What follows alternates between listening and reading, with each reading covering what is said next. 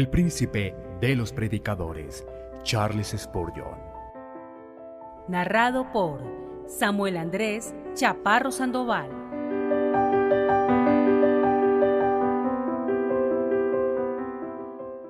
Los usos de la ley. Sermón predicado el domingo 19 de abril de 1857 por Charles Haddon Spurgeon en el Music Hall Royal Surrey Gardens, Londres.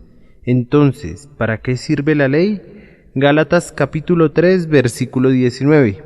El apóstol Pablo, mediante un argumento poderoso y altamente ingenioso, ha demostrado que la ley no fue establecida por Dios para justificación y salvación del hombre. Él declara que Dios hizo un pacto de gracia con Abraham mucho antes de que la ley fuera dada en el monte Sinaí, que Abraham no estuvo presente en el monte Sinaí y que, por lo tanto, no pudo hacerse alteración alguna al pacto hecho allí por sugerencia suya, que, adicionalmente, no se le pidió el consentimiento a Abraham para alguna alteración del pacto, y sin su consentimiento el pacto no podía haber sido cambiado legalmente, y además que el pacto permanece firme e inconmovible, viendo que fue hecho a la simiente de Abraham, al igual que al propio Abraham. Esto, pues, digo, el pacto previamente ratificado por Dios para con Cristo, la ley que vino 430 años después, no lo abroga para invalidar la promesa. Porque si la herencia es por la ley, ya no es por la promesa, pero Dios la concedió a Abraham mediante la promesa. Por tanto, ni herencia ni salvación pueden obtenerse jamás por la ley. Ahora bien, irse a los extremos es el error de la ignorancia. Generalmente, cuando los hombres creen en una verdad, llevan su creencia hasta el extremo de negar otra, y con mucha frecuencia la afirmación de una verdad cardinal conduce a los hombres a generalizar sobre todos los matices, generando falsedades de esa verdad. La supuesta objeción puede expresarse así: tú dices, oh Pablo, que la ley no puede justificar. Ciertamente, entonces la ley no sirve para nada. Entonces, ¿para qué sirve la ley? Si no puede salvar al hombre, ¿cuál es su objetivo? Si por sí misma nunca llevará a nadie al cielo, ¿para qué fue escrita? ¿Acaso no es una cosa inútil?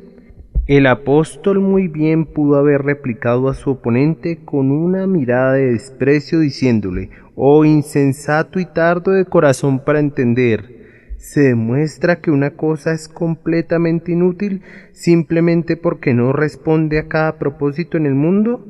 ¿Dirán acaso que debido a que el hierro no es comestible, entonces el hierro es inútil? Y debido a que el oro no puede ser alimento para el hombre, por esa causa lo tirarán a la basura, llamándolo escoria que no vale nada.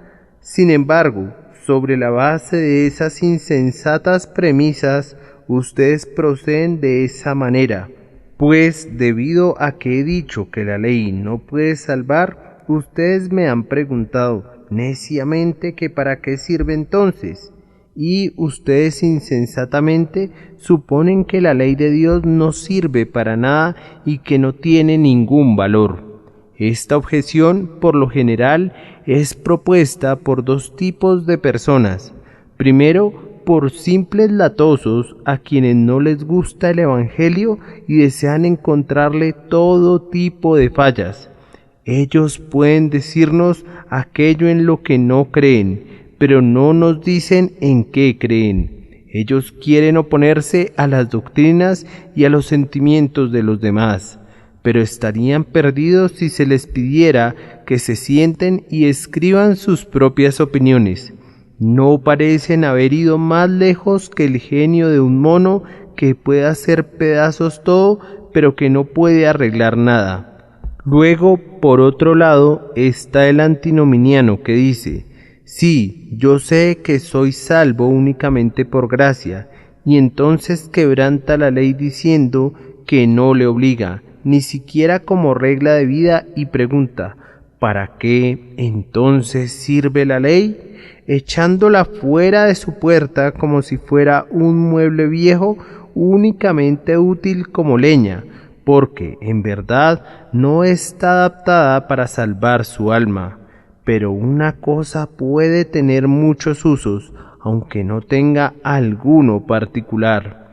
Es cierto que la ley no puede salvar, pero es también igualmente cierto que la ley es una de las obras más importantes de Dios y merece toda reverencia, y es extremadamente útil cuando es aplicada por Dios para los propósitos para los cuales fue establecida. Sin embargo, amigos míos, perdónenme si solamente hago la observación que esta es también una pregunta muy natural. Si leen la doctrina del apóstol Pablo, encontrarán que declara que la ley condena a toda la humanidad. Ahora, por un solo instante, vamos a echar una ojeada a las obras de la ley en este mundo. He aquí, veo cuando la ley es ordenada en el monte Sinaí. Aún el propio monte tiembla con miedo. Relámpagos y truenos forman el cortejo de esas terribles sílabas que ablandan los corazones de Israel. Todo el Sinaí humeaba. Jehová resplandeció desde el monte de Parán, y el santo vino de Sinaí, y vino entre 10 millares de santos. De su boca salió una ley ardiente para ellos. Era una ley terrible aún en el momento en que fue dada, y desde entonces de ese monte Sinaí ha bajado una temible lava de venganza para inundar, para destruir, para quemar y para consumir a toda la raza humana, si no fuera porque Jesucristo ha detenido ese terrible torrente y ha ordenado a sus olas de fuego a que se queden quietas. Si pudieran contemplar al mundo sin Cristo en él, simplemente bajo la ley, verían un mundo en ruinas, un mundo con el sello negro de Dios puesto sobre él, marcado y sellado para condenación. Verían hombres que, si conocieran su condición, tendrían sus manos sobre sus lomos y estarían gimiendo todos sus días. Verían hombres y mujeres condenados, perdidos, arruinados, y en las regiones más alejadas verían la fosa que es cavada para el impío, en la cual la tierra debería haber sido arrojada para taparla si la ley hubiera hecho lo suyo, aparte del Evangelio de Jesucristo nuestro Redentor. ¡Ay, amados! La ley es una gran inundación que habría anegado al mundo con algo peor que el agua del diluvio de Noé. Es un gran incendio que habría quemado la tierra con una peor destrucción que la que cayó sobre Sodoma. Es un ángel severo con una espada, sediento de sangre y con las alas de muerte. Es un gran destructor que arrasa las naciones. Es el gran mensajero de la venganza de Dios que es enviado al mundo. Sin el Evangelio de Jesucristo, la ley no es otra cosa que la voz condenatoria de Dios, que truena en contra de la humanidad. Entonces, ¿para qué sirve la ley? Parece una pregunta muy natural. ¿Puede la ley ser utilizada para el hombre? ¿Puede ese juez que se pone el birrete negro y nos condena a todos, esa ley del presidente del Tribunal Supremo de Justicia, puede ayudar en la salvación? Sí, sí puede, y ustedes verán cómo lo hace. Si Dios nos ayuda en nuestra predicación, entonces, ¿para qué sirve la ley? El primer uso de la ley es manifestarle al hombre su culpa. Cuando Dios determina salvar a un hombre, lo primero que hace con él es enviarle la ley para mostrarle cuán culpable, cuán vil, cuán ruin es él y en qué peligrosa posición se encuentran. ¿Ven a ese hombre situado al borde del precipicio? Está profundamente dormido y exactamente en el peligroso límite del farallón. Un simple movimiento y rodará y se hará pedazos contra las puntiagudas rocas del fondo. y nunca más se sabrá de él. ¿Cómo puede ser salvado? ¿Qué se puede hacer por él? ¿Qué se puede hacer? Esa es nuestra posición. También nosotros estamos al borde de la ruina, pero somos insensibles a ello.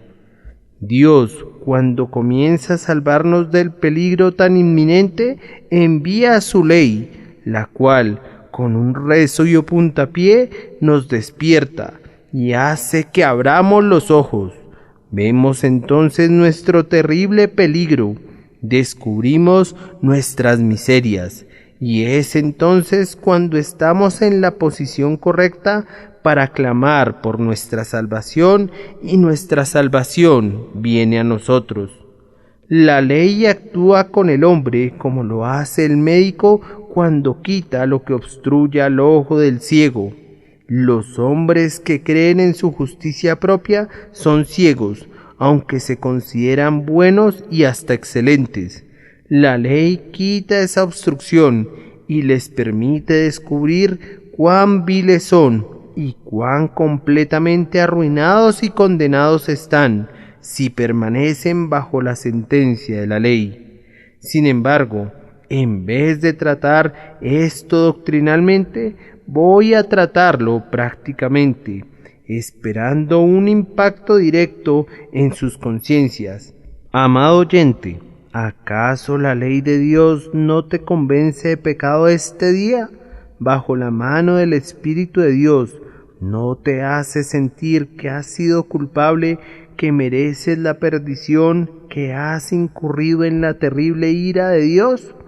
Ustedes que están sentados allá, ¿no han quebrantado estos 10 mandamientos? ¿Aún en la letra no los han quebrantado? ¿Quién de ustedes ha honrado siempre a su padre y a su madre? ¿Quién de nosotros ha dicho siempre la verdad? ¿Acaso algunas veces no hemos levantado un falso testimonio en contra de nuestro vecino? ¿Hay alguna persona aquí que no se haya fabricado otro Dios y que no se haya amado a sí mismo o a su negocio o a sus amigos más de lo que ha amado a Jehová, el Dios de toda la tierra? ¿Quién de ustedes no ha codiciado la casa de su vecino, o su siervo, su buey, o su asno? Todos nosotros somos culpables con relación a cada letra de la ley. Todos nosotros hemos transgredido los mandamientos. Y si realmente entendiéramos estos mandamientos y sintiéramos que nos condenan, tendrían esta influencia útil en nosotros de mostrarnos el peligro en que estamos y de llevarnos a volar a Cristo. Pero, amados oyentes, ¿acaso esta ley no los condena a ustedes? Porque aunque ustedes dijeran que no han quebrantado su letra, sin embargo, ustedes han violado su espíritu. Pues aunque nunca hayan matado, sin embargo, se nos dice que el que está enojado con su hermano es un asesino. Como dijo una vez un hombre: Señor, yo pensé que nunca había matado a nadie, que yo era inocente en este mandamiento, pero cuando oí que el que odia a su hermano es un asesino, entonces me reconocí culpable. Pues muy a menudo he matado a 20 hombres antes del desayuno, pues he estado enojado con ellos con mucha frecuencia. La ley no solo involucra lo que dice con palabras, sino que encierra cosas profundas escondidas en sus entrañas. Dice: no cometerás adulterio. Pero esto quiere decir, como afirma Jesús: pero yo os digo que cualquiera que mira a una mujer para codiciarla, ya adulteró con ella en su corazón. Dice: no tomarás el nombre de Jehová tu Dios en vano. Quiere decir que debemos reverenciar a Dios en todo lugar y tener su temor ante nuestros ojos, y en todo momento debemos respetar sus ordenanzas y siempre caminar en su temor y amor. Ay, hermanos míos, seguramente no hay nadie aquí que esté tan endurecido en su justicia propia como para que diga: yo soy inocente. El espíritu de la ley nos condena, y esta es su propiedad útil. Nos humilla, nos hace ver que somos culpables, y así somos conducidos a recibir al Salvador. Además, fíjense bien, mis queridos oyentes, que una infracción de esta ley es suficiente para condenarnos para siempre. El que ofende a la ley en un punto se hace culpable de todos. La ley exige que obedezcamos cada mandamiento, y si uno de ellos es quebrantado, todos los demás quedan lesionados. Es como un jarrón de sobresaliente hechura. Para destruirlo no necesitas hacerlo añicos. Basta con hacerle la más pequeña fractura y se habrá destruido toda su perfección. Puesto que es una ley perfecta la que se nos ordena obedecer, y obedecerla de manera perfecta, basta infringirla una vez, aunque no volviéramos a hacerlo nunca. No podemos esperar otra cosa de la ley más que la voz: tú estás condenado, tú estás condenado, tú estás condenado. Bajo este aspecto, ¿no debería la ley despojarnos a muchos de nosotros de toda nuestra jactancia? ¿Hay alguien que pudiera levantarse de su lugar para decir: Dios, te doy gracias porque no soy como los otros hombres? Con seguridad no habrá nadie que pueda regresar a casa diciendo: he diezmado la meta y el comino, todo esto lo he guardado desde mi juventud. No, sino que si esta ley ha tocado la conciencia y el corazón, estaremos junto al publicano diciendo: Dios, sé propicio a mí, pecador. La única razón por la que un hombre piensa que es justo es porque no conoce la ley. ¿Piensas que nunca la has quebrantado debido a que no la entiendes? Algunos de ustedes son las personas más respetables. Ustedes piensan que han sido tan buenas que pueden ir al cielo mediante sus propias obras. Tal vez no lo dicen de esta manera, pero en lo secreto piensan eso. Han recibido el sacramento con mucha devoción. Ustedes han sido poderosamente piadosos al asistir a su iglesia o capilla con regularidad. Son buenos con los pobres, generosos y justos, y dicen: yo me salvaré por mis obras. No, Señor, mira la llama que vio Moisés y estremécete, y tiembla y desespera. La ley no puede hacer nada por nosotros, excepto condenarnos. Lo máximo que puede hacer es sacarnos a latigazos fuera de nuestra jactancia, justicia propia, y conducirnos a Cristo. Pone un peso a nuestras espaldas y nos hace pedirle a Cristo que lo quite de allí.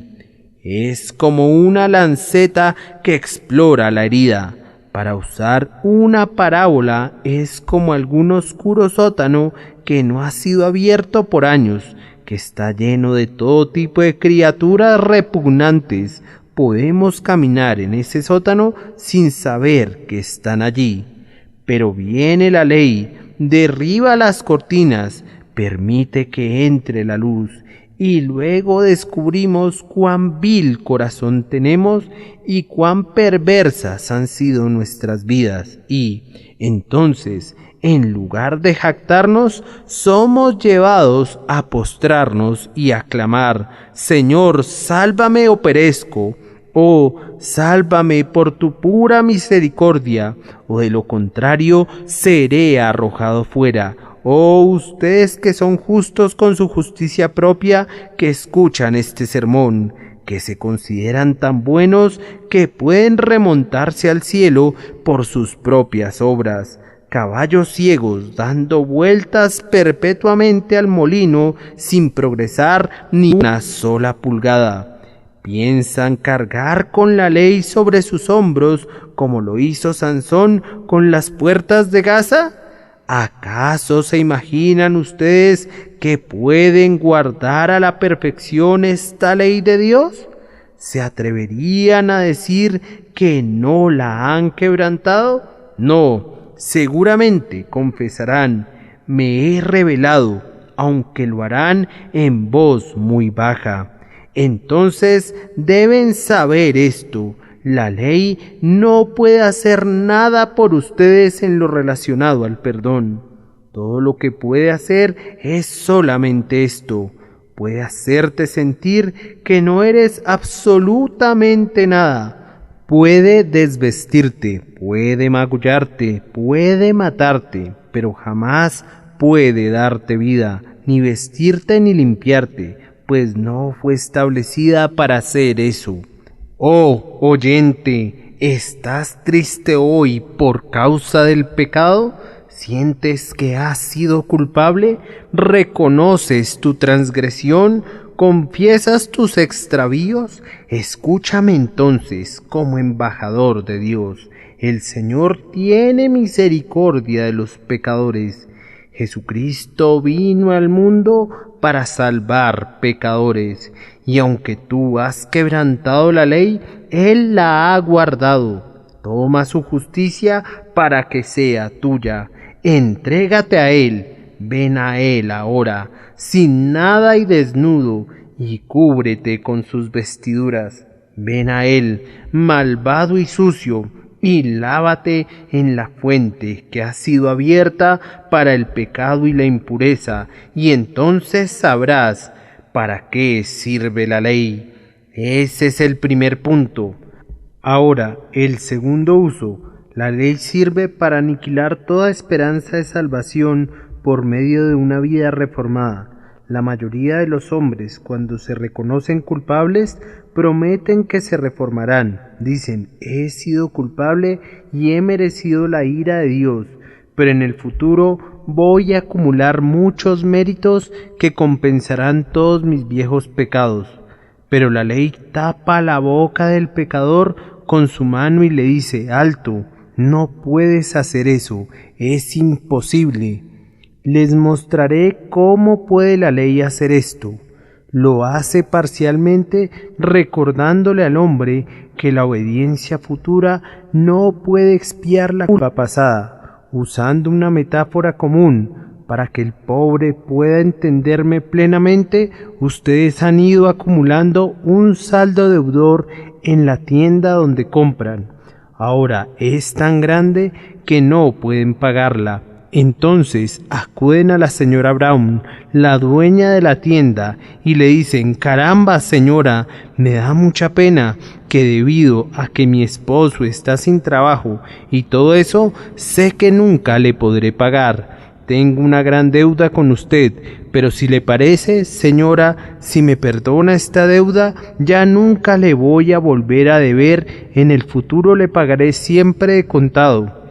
Sí, diría ella, pero eso no arreglaría nuestras cuentas.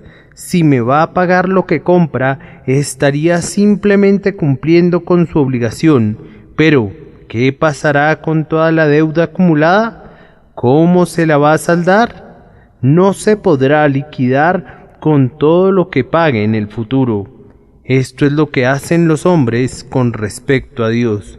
Es verdad, dicen, sé que me he extraviado grandemente, pero ya no volveré a hacerlo. Ah, sería bueno que ya no utilices esas respuestas infantiles.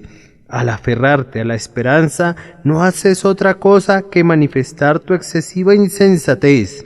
¿Acaso puedes borrar tu transgresión mediante la obediencia futura? Ah, no, la vieja deuda debe pagarse de alguna manera.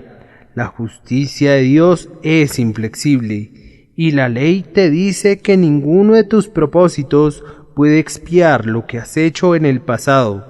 Debes recibir una expiación por medio de Cristo Jesús el Señor. Pero, dice el hombre, voy a tratar de ser mejor, y entonces yo creo que recibiré misericordia.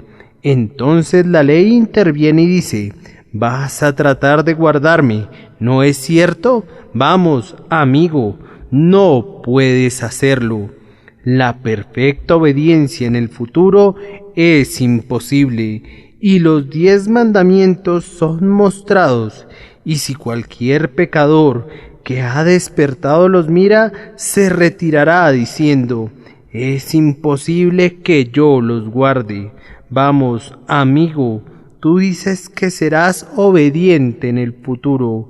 Tú no has sido obediente en el pasado y no hay ninguna probabilidad que guardes los mandamientos de Dios en el tiempo venidero. Dices que evitarás los males del pasado. No puedes. ¿Mudará el etíope su piel y el leopardo sus manchas? Así también podréis vosotros hacer bien estando habituados a hacer mal. Pero tú respondes, voy a poner más empeño en mis caminos. Amigo, no lo harás. La tentación que te venció ayer te vencerá mañana también. Pero fíjate bien, si pudieras vencerla, no podrías alcanzar la salvación con ello. La ley te dice que a menos que obedezcas perfectamente, no puedes ser salvado por tus hechos. Te dice que un solo pecado lo manchará todo, que una transgresión arruinará toda tu obediencia. En el cielo debes llevar una vestidura sin mancha. Dios puede aceptar únicamente una ley inviolada. Así, entonces, la ley responde a este propósito, decirle a los hombres que sus logros, sus enmiendas, sus hechos no son de ninguna utilidad en el asunto de la salvación.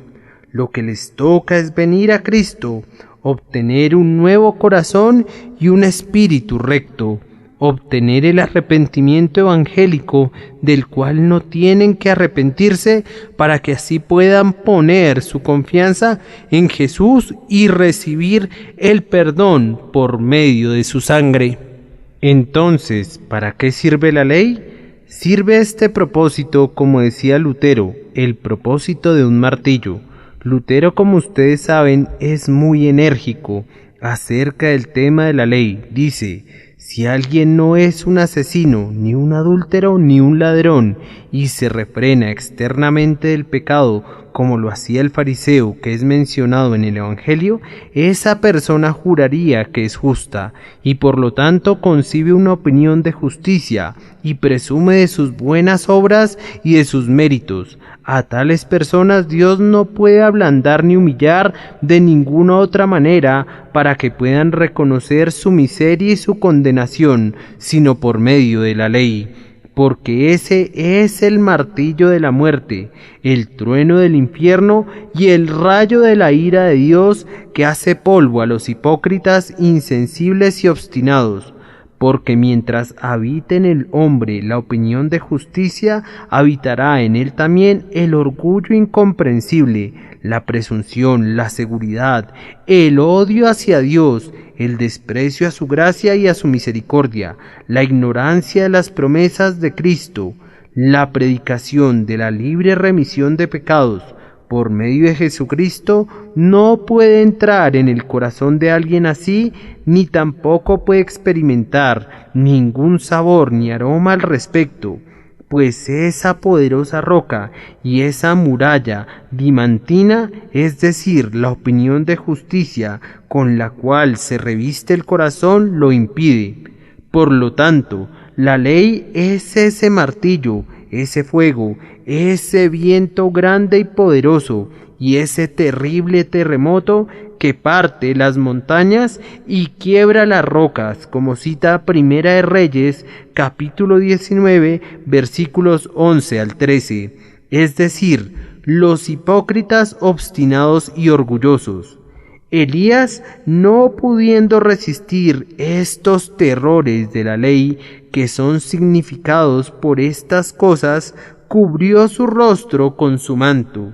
Sin embargo, Cuando la tempestad cesó, que Elías había presenciado, se escuchó un silbo apacible y delicado en el cual estaba el Señor, pero fue necesario que la tempestad de fuego y de viento y el terremoto pasaran antes que el Señor se revelara en este silbo apacible. Y ahora avancemos otro paso. Ustedes que conocen la gracia de Dios podrán seguirme en este siguiente paso. La ley tiene por objeto mostrarle al hombre la miseria que recaerá sobre él a causa de su pecado. Hablo por experiencia, a pesar de ser joven, y muchos entre quienes me escuchan oigan esto con verdadero interés porque han sentido lo mismo. Hubo una época en que yo, siendo aún muy joven, sentí con gran dolor la maldad del pecado. Mis huesos se hicieron viejos entre mis gemidos prolongados. Día y noche la mano de Dios caía duramente sobre mí. Hubo momentos en los que me asustaba con visiones y me atemorizaba con sueños. Cuando durante el día sentía hambre de liberación, pues mi alma ayunaba dentro de mí, tenía miedo que los propios cielos cayeran sobre mí y aplastaran mi alma culpable. La ley de Dios se había apoderado de mí y me estaba mostrando mi miseria. Durante la noche, si dormía, soñaba con el abismo sin fondo, y cuando me despertaba me parecía sentir la miseria que había soñado. Subí a la casa de Dios y mi canción no era más que un gemido. Me retiraba a mi aposento y allí, en medio de lágrimas y gemidos, elevaba mi oración sin ninguna esperanza ni refugio. Entonces podía decir con David: el búho de las soledades es mi amigo, y el pelícano del desierto mi compañero, pues la ley de Dios me azotaba con un látigo de 10 puntas, y luego me frotaba con salmuera, de tal forma que yo me estremecía y tambaleaba con dolor y angustia, y mi alma prefería morir estrangulada que vivir, pues yo estaba sumamente afligido. Algunos de ustedes han experimentado lo mismo. La ley fue enviada a propósito para hacer eso. Pero ustedes se preguntarán, ¿qué necesidad hay de esa miseria?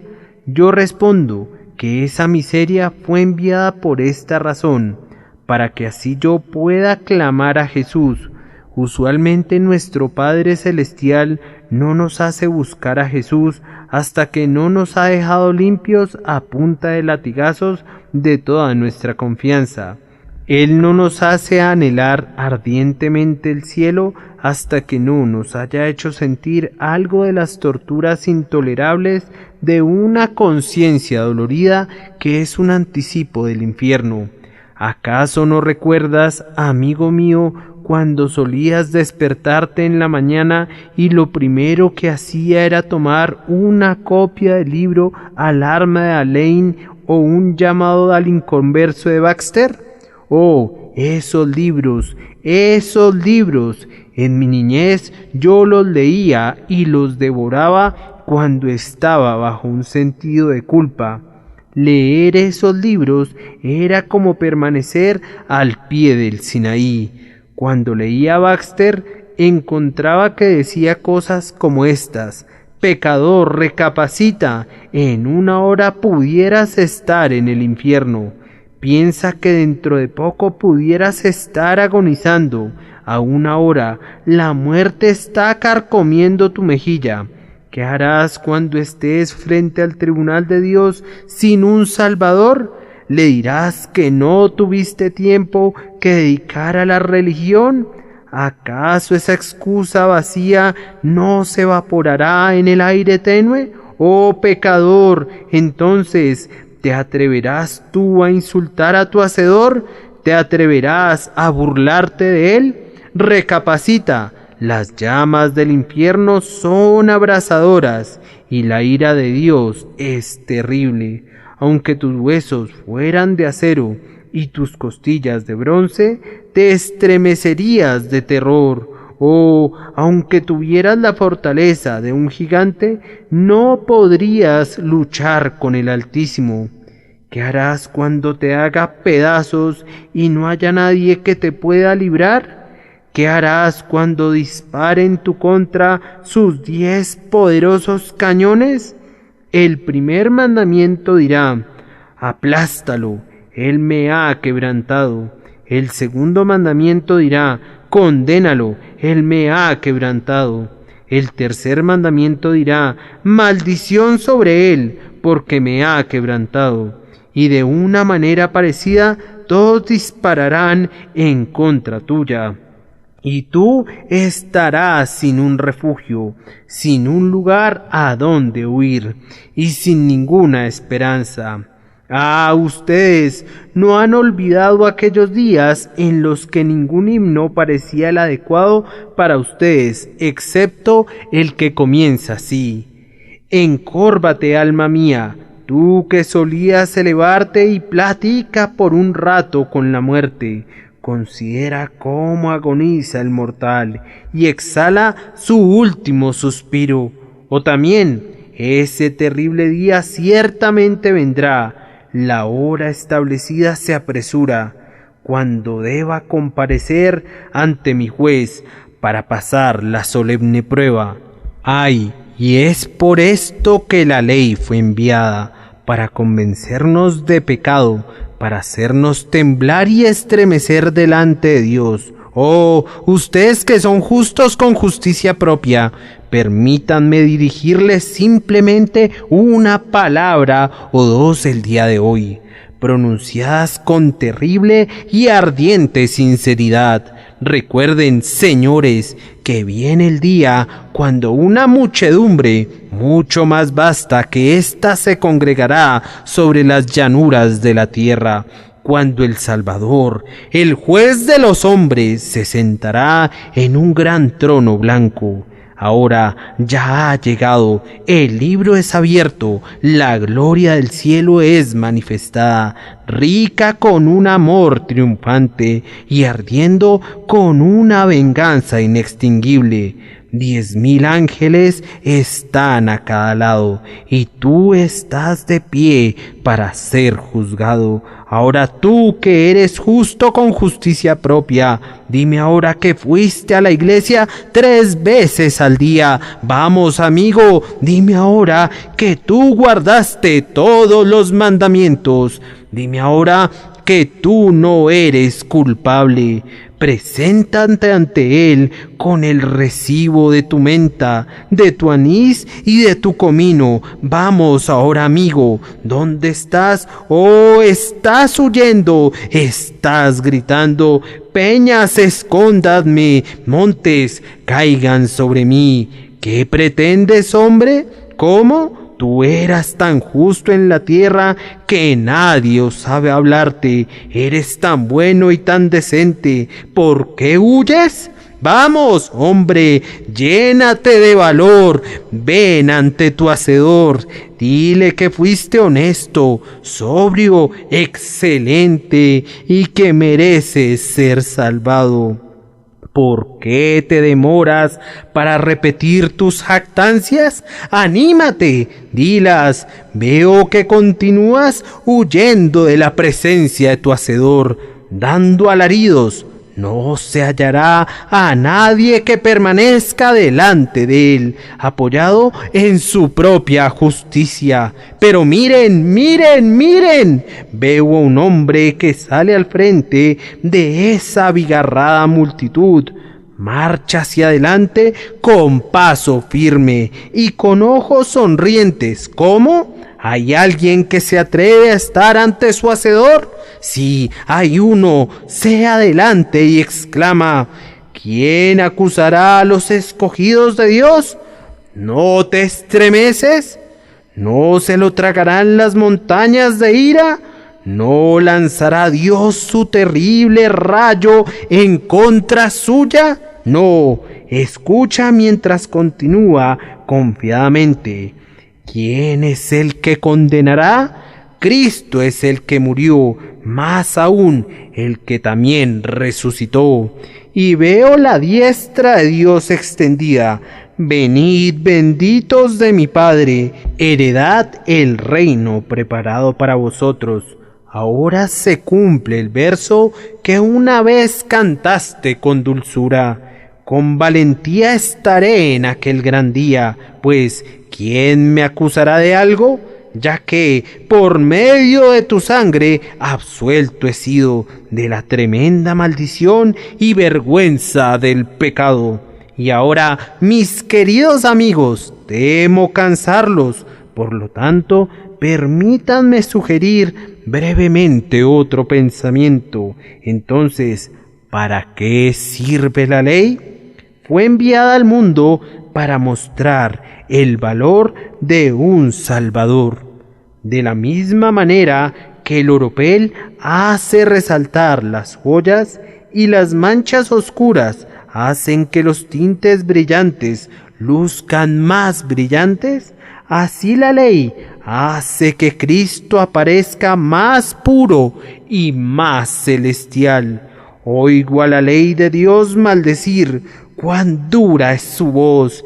Jesús dice, venid a mí. ¡Oh, qué música! ¡Cuánto más musical!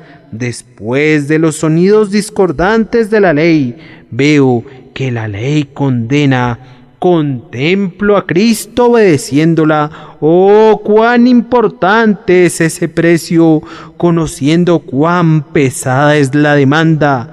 Leo los mandamientos y los encuentro estrictos y tremendamente severos. ¡Oh, cuán santo debe haber sido Cristo para obedecerlos todos ellos por mí! Nada me lleva a valorar más a mi Salvador que cuando veo que la ley me condena.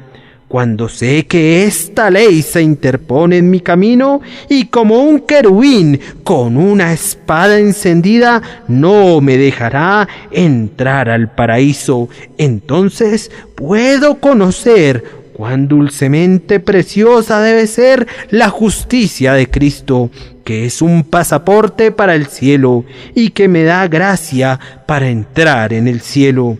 Y finalmente, ¿para qué sirve la ley? Fue enviada al mundo para evitar que los cristianos confíen en la justicia propia. ¿Acaso los cristianos confían alguna vez en su justicia propia? ¡Claro que sí! Así es, el mejor cristiano del mundo encontrará que le resulta difícil evitar la jactancia y la confianza en su propia justicia. John Knox, en su lecho de muerte, sufrió severos ataques de justicia propia. La última noche de su vida en la tierra durmió de corrido por algunas horas, emitiendo muchos profundos gemidos.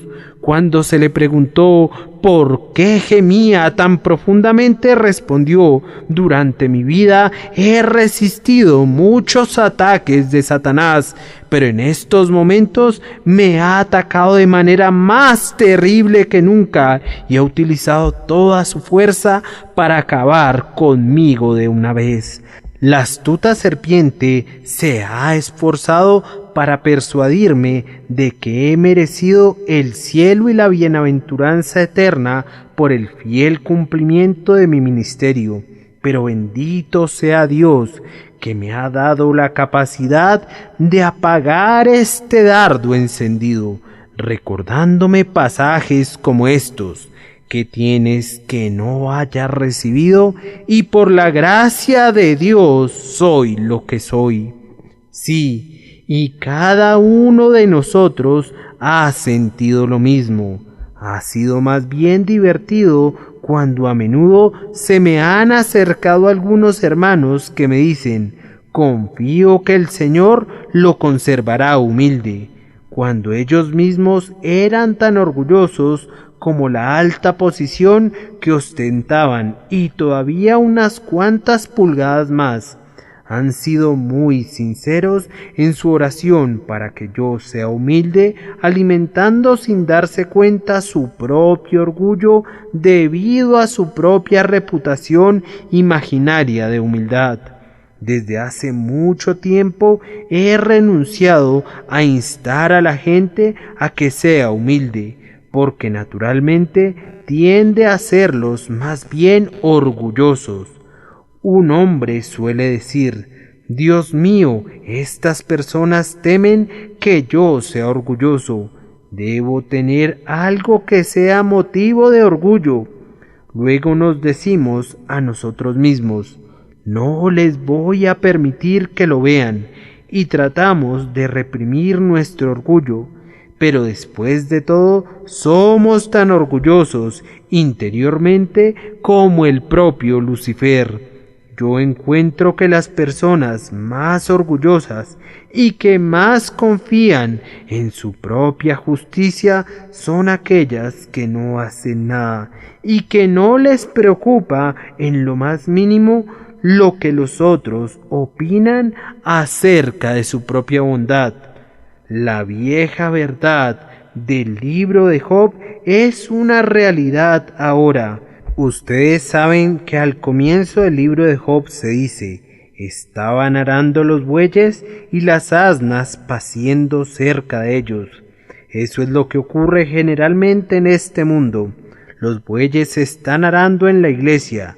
Tenemos algunos que están trabajando arduamente para Cristo, y las asnas están paciendo cerca de ellos, en las zonas más selectas y fértiles de la tierra.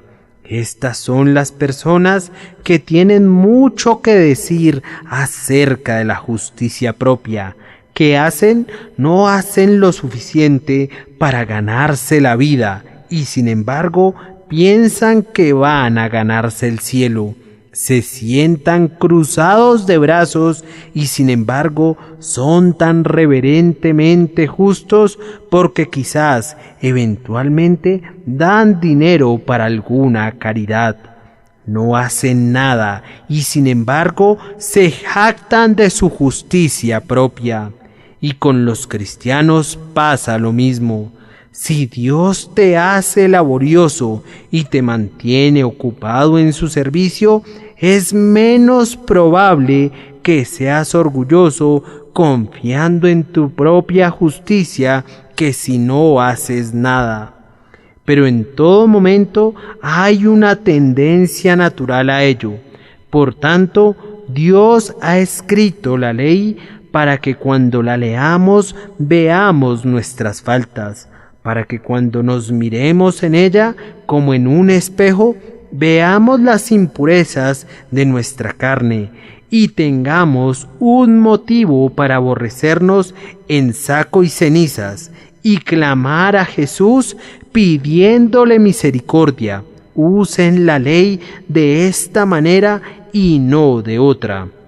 Y ahora alguien dice: Señor, ¿hay algunas personas aquí presentes a quienes usted haya predicado esto a propósito? Sí, me gusta predicarle a la gente.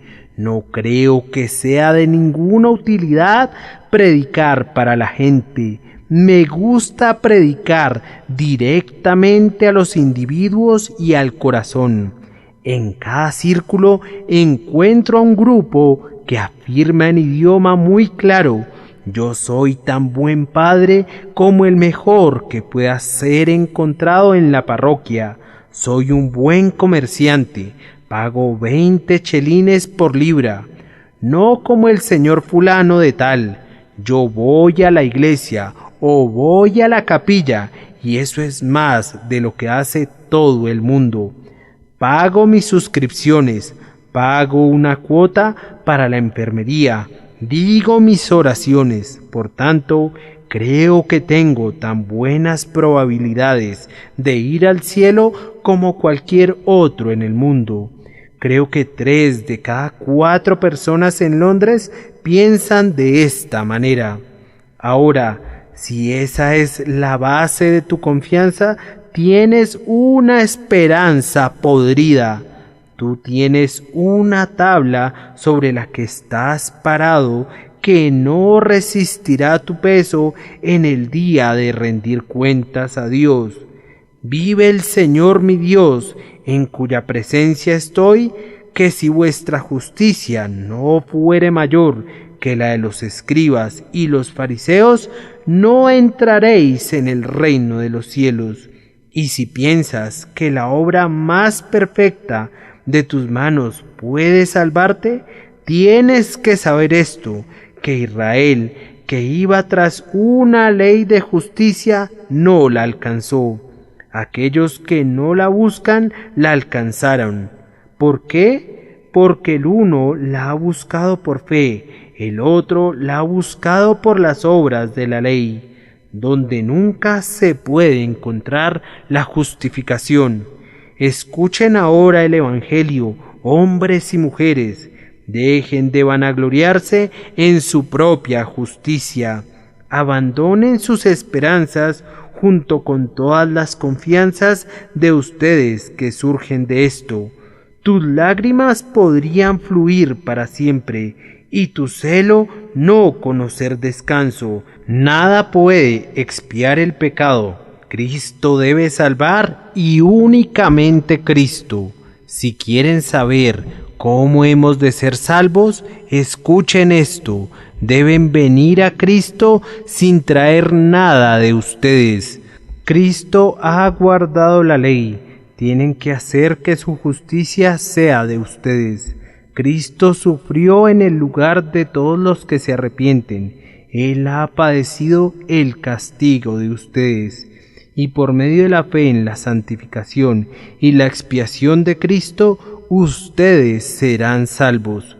Vengan, entonces, ustedes que están trabajados y cargados, heridos y mutilados por la caída, vengan, entonces, ustedes pecadores, vengan entonces, ustedes moralistas, vengan entonces, todos ustedes que han quebrantado la ley de Dios y lo sienten, abandonen sus propias confianzas y vengan a Jesús. Él los aceptará, les dará vestiduras de justicia sin mancha alguna y los hará suyos para siempre. Pero, ¿cómo puedo venir? Preguntará alguien, ¿debo ir a casa y orar? No, Señor, no. Allí donde estás parado ahora, tú puedes acercarte a la cruz. Oh, si te reconoces pecador, ahora te suplico, antes de que tu pie se aparte del lugar que estás pisando, ahora di esto: yo me arrojo en tus brazos. Señor, salva mi alma culpable en el último día. Ahora humíllense, abandonen toda justicia propia. Mírenme a mí, miren ahora, no digan: ¿quién subirá al cielo? Cerca de ti está la palabra en tu boca y en tu corazón. Esta es la palabra de fe que predicamos, que si confesares con tu boca que Jesús es el Señor y creyeres en tu corazón que Dios le levantó de los muertos, serás salvo. Sí, tú, oh bendito sea Dios, hemos sabido de cientos de personas que han creído en Cristo en este lugar. Algunas de las personas más malvadas se han acercado a mí, aún recientemente, y me han contado lo que Dios ha hecho por ellos. Oh, que tú también quisieras venir a Jesús. Recuerda, el que cree será salvo, aunque sus pecados sean incontables, y el que no cree debe perecer, aunque sus pecados sean pocos. Oh, que el Espíritu Santo los conduzca a creer, para que así puedan escapar de la ira venidera y tengan un lugar en el paraíso entre los redimidos.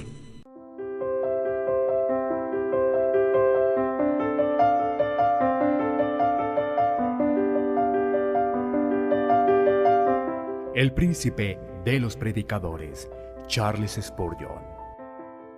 Narrado por Samuel Andrés Chaparro Sandoval.